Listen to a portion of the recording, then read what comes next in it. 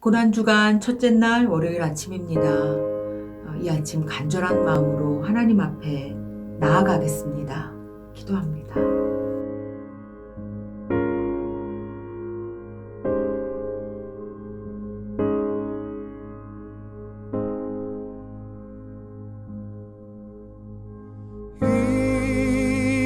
인내하신 구세주여 내 말 들으사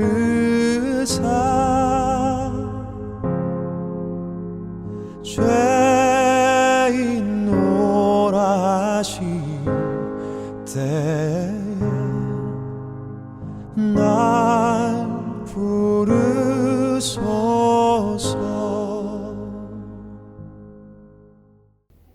거룩하신 하나님, 말로 표현할 수 없는 엄청난 일을 우리에게 이루어 주심을 기억하며 고난주간 첫째 날 하나님의 구원의 역사 앞에 나아갑니다. 구원의 자리를 열어주신 예수 그리스도 앞으로 나아갑니다. 월요일 아침 연지 공동체가 드리는 이 예배 받아주시기를 예수님의 이름으로 기원하옵나이다. 아멘.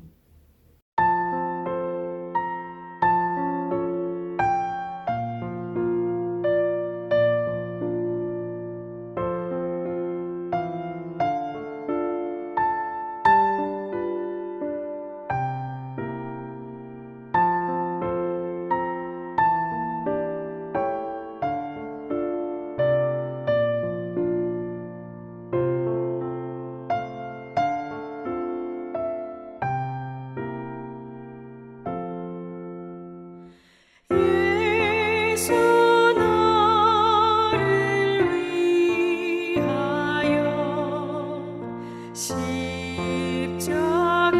십자가를 질 때 세상 죄를 지시고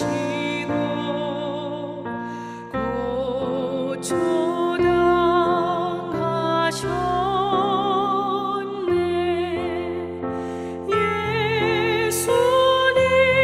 예수님 나의 죄 위하여 몸에 피를 흘리니 죄인 받으소서. 십자가를 지심은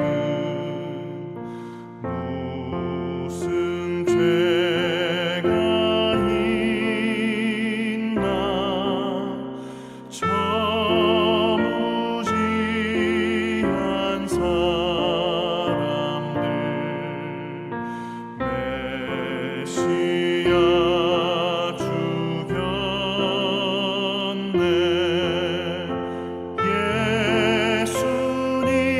예수님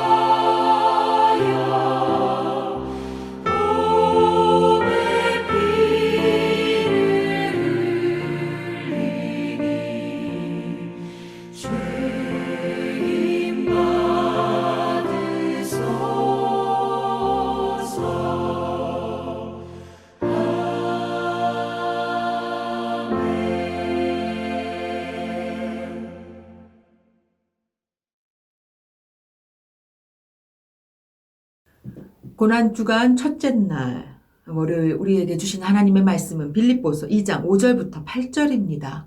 제가 받들어 읽겠습니다.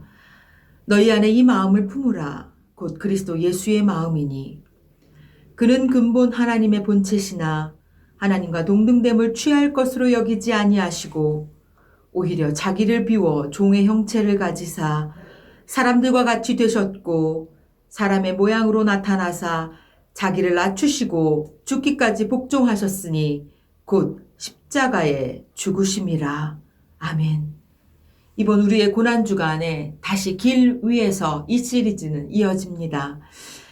오늘부터 시작되는 이 고난주간에 우리는 2022년 이 고난주간을 통해서 우리가 어떤 삶을 살아야 할까를 여러분과 함께 생각해 보고자 합니다. 그리고 오늘 그 첫날 우리는 길 위에서 우리가 마땅히 있을 곳을 보고 살아야 하는 삶의 방식을 만나려 합니다. 오늘 본문 빌립보서 2장 6절부터 11절은 예수 그리스도에 대한 초대교회의 찬송가였습니다. 그래서 여기에는 예수 그리스도에 대한 굉장히 중요한 교리 4가지가 들어있습니다. 예수 그리스도가 선재하신 분으로서 하나님과 동일 본체시라는 사실 하나, 자기 비움으로 인간이 되셨다는 사실 둘, 십자가 순환으로서 구속사역을 이루셨다는 사실 3번째, 부활 승천하셔서 영광 중에 다스리고 계신다는 사실 4번째, 이 4가지 중요한 교리가 다 포함된 말씀이 바로 오늘 빌립보서의 말씀입니다. 이처럼 중요한 이 본문 속에서 우리는 오늘 이 고난주간의 첫날 예수님께서 이 고난의 여정을 통해서 우리에게 이루신 일들을 보려고 합니다. 5절입니다. 너희 안에 이 마음을 품으라. 곧 그리스도 예수의 마음이니. 원문으로 봤을 때 너희 안에 이 마음을 품으라 라는 이 말은 너희는 이것을 마음에 둬라. 이것을 생각하라 라는 겁니다. 무엇을요? 곧 그리스도 예수의 마음이니 이것은 그리스도 예수 안에 있는 그것, 예수님이 이미 가지고 계신 그것이라는 의미예요. 그것은 빌립보서 2장 1절부터 4절까지 이미 말씀한 그 내용입니다. 그러면서 6절에 이어지죠. 그는 근본 하나님의 본체시나 하나님과 동등됨을 취할 것으로 여기지 아니하시고. 굉장히 중요한 구절이에요. 굉장히 중요한 단어도 나와요. 한번 봅니다. 하나님의 본체시나 라고 했을 때 이 모르페 형체 단어, 이 모르페 데우 하나님의 본체 이 단어는 굉장히 중요하죠. 모르페는 형태, 방법, 외형 등을 의미하는 단어입니다.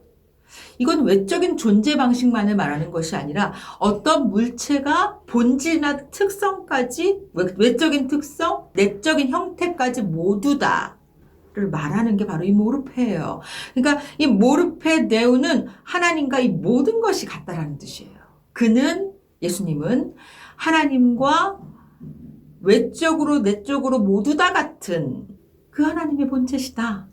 또 그렇기 때문에 이 단어는요, 이 예수님의 성육신의 본질을 아주 잘 표현하는 단어죠. 모르페 데우, 하나님과 본체시다. 이 뒤에 나오는 이 동등됨이라는 단어 또 중요하게 봐야 돼. 이 동등됨은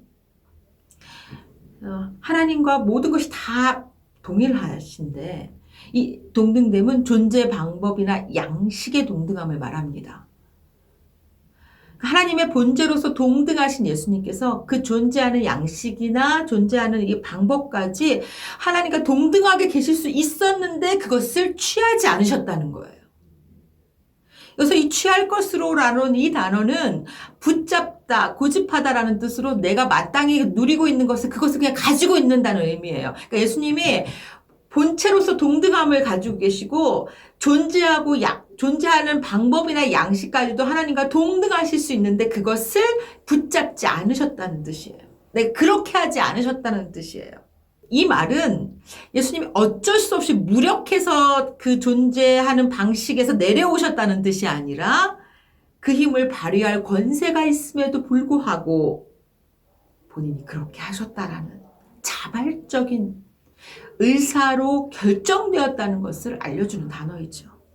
7절입니다. 오히려 자기를 비워 종의 형체를 가지사 사람들과 같이 되셨고, 이 오히려라고 번역된 이 말은 그 대신에 라는 말이 더 정확해요. 그러니까 그 대신에 그분이 어떻게 하셨냐면, 우리가 하나님과 동등됨을 취하지 않았다라는 이 말이, 네, 제가 하나님과 동등한 입장이 아닙니다. 그냥 소극적으로 그냥, 예, 그럼 저는 여기까지입니다. 이 정도에 표현한 것이 아니라 적극적으로 자기를 비우셨다라고 오늘 말씀은 얘기합니다. 오히려 자기를 비워. 그러면서 이 비움의 모습, 어떻게 비우셨는가를 이어서 두 가지로 나오죠. 하나는 종의 형체를 가지셨다. 또 하나는 사람들과 같이 되셨다. 이렇게 자기를 비우셨다라고 얘기합니다. 그럼 봅니다. 여기서 중요한 단어가 이 에케노스, 비웠다, 비우셨다라는 말인데요. 그 비우심의 내용이 첫 번째가 종의 형체를 가지셨다. 우리가 앞에서 봤죠. 모르펜데오, 하나님의 본체, 하나님의 형체를 가지셨던 그분이 이번에는 모르페둘루, 종의 형체를 가졌다. 앞에서 말했습니다.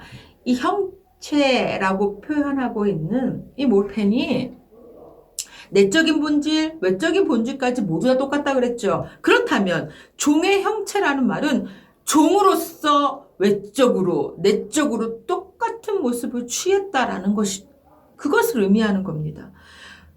본질과 특성에서 모두 동등한 종의 형체를 가지셨다. 그러니까 예수님이 자기를 비우신 그 내용의 그 첫 번째는 종의 형체를 가지셨다는 거예요. 이것은 하나님과 동등됨을 다 버리시고 그 주어진 사명을 감당하시기 위해서 이 땅에 종의 형체를 내적으로, 외적으로 본인이 스스로 취하셨다는 의미입니다. 두 번째, 사람들과 같이 되셨고 라는 이 말은 사람과 본질적으로 동일하다는 말을 이야기합니다. 이 호모이오마티라고 하는 사람들과 같이 되셨다라는 말은 닮았다, 모습이 완전히 복사되었다라는 뜻이에요. 하나님의 본체이심에도 불구하고 인간과 동일한 존재로 세상에 오셨다라는 말이죠. 8절에 사람의 모양으로 나타나사, 여기까지가 원래 헬라어 원문에서는 7절에 해당돼요.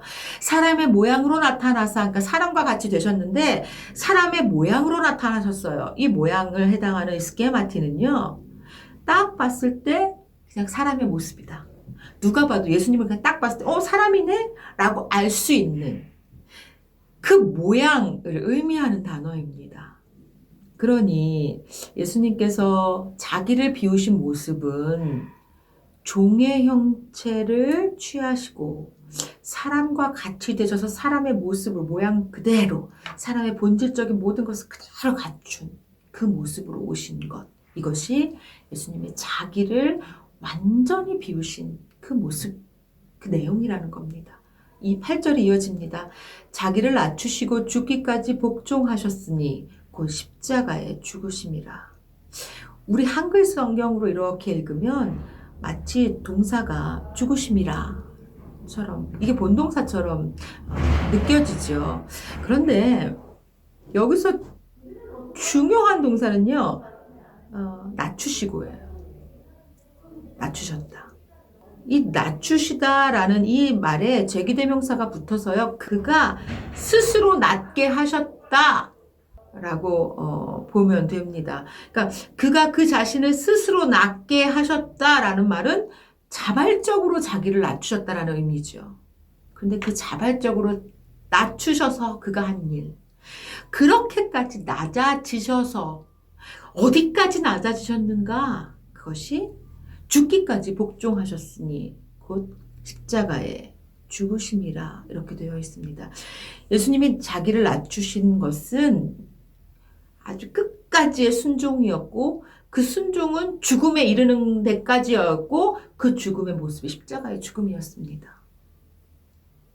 자, 오늘 저는 여러분과 함께 예수님께서 이렇게까지 자기를 비우신 이유, 이렇게까지 자기를 비우면서까지 하셨어야 하는 그 일, 그 사명, 예수님께서는 하나님의 본체시나 내적인 외적인 본질, 존재, 양식, 방법까지 다 동등하신 분이 종으로까지 사람과 같이 동일한 모습으로까지 오시면서까지 자기를 낮추시면서 하셔야 했던 그 일이 무엇이었을까요?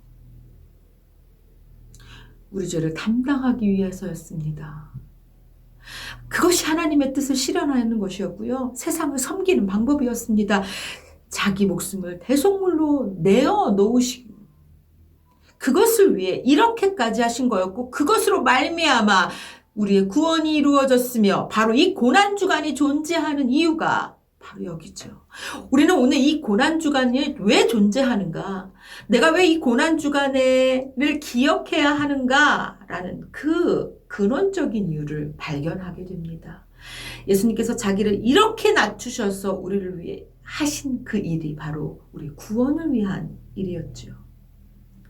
오늘 고난주간 첫날에 우리 십자가의 죽음으로 나아가시는, 이렇게까지 낮아지셔서 결국 하신 일, 그 구원을 바라보면서 고난의 여정을 이렇게 따라갈 것입니다. 예수님의 고난의 여정은 그렇게 안 하셔도 됐는데 하나님과 동등하신 분이 이렇게까지 하신 이유가 무엇이었을까?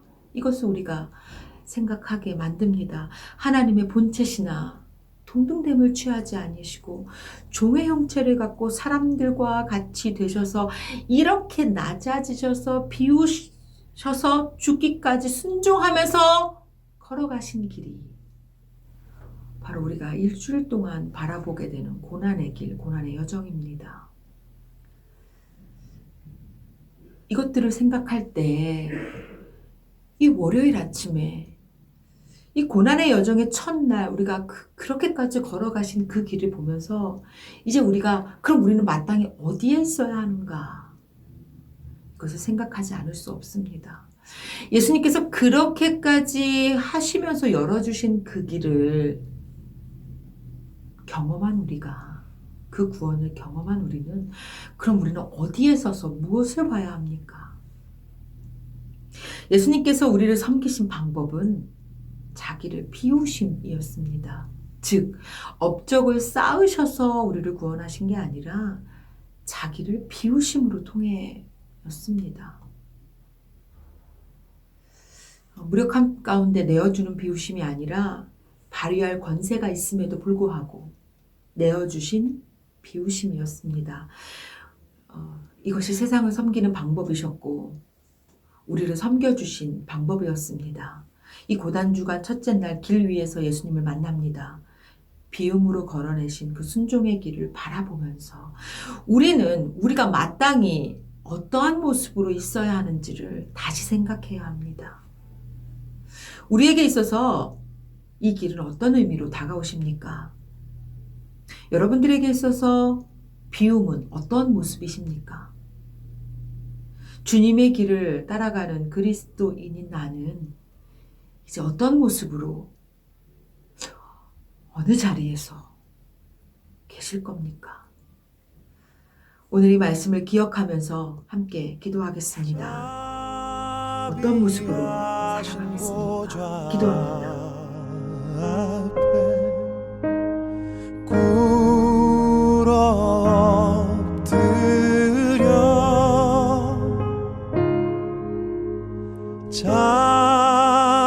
자복하고 회개하니 믿음 주소서.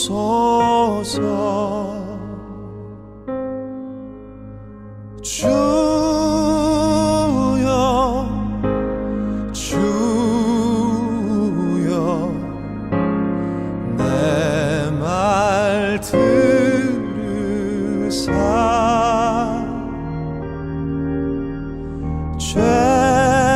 죄인노라 하실 때에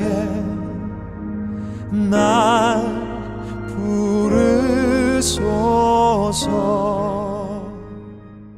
거룩하신 하나님, 고난주간의 첫날이 월요일, 예수 그리스도께서 가신 구원의 길을 따라가며 자기 비움을 통하여 이루신 순종함과 그렇게 이루신 하나님의 뜻을 만났습니다. 이것을 바라본 우리의 시선이 교정되어 마땅히 우리가 있어야 할 곳을 보게 하여 주시기를 원합니다. 그리스도의 마음을 품고 우리가 있어야 할 곳을 보게 하셔서 그곳에서 자기를 비우사 순종의 모습으로 계신 주님과 함께 거하는 삶을 살아가는 보배 연지 성도들 되게 하여 주옵소서. 구주 예수 그리스도의 구원의 은혜와 하나님의 사랑과 성령 하나님의 인도하심이 고난주간 첫날 길 위에서 구원을 허락해 주신 분의 낮아지심을 보며 이제 우리가 마땅히 있어야 할 그곳에서 주님과 함께 거하는 삶 살기를 소원하는 사랑하는 보배연지 성도들 위해 함께하여 주시기를 간절히 축원하옵나이다. 아멘. 죄인노라 하시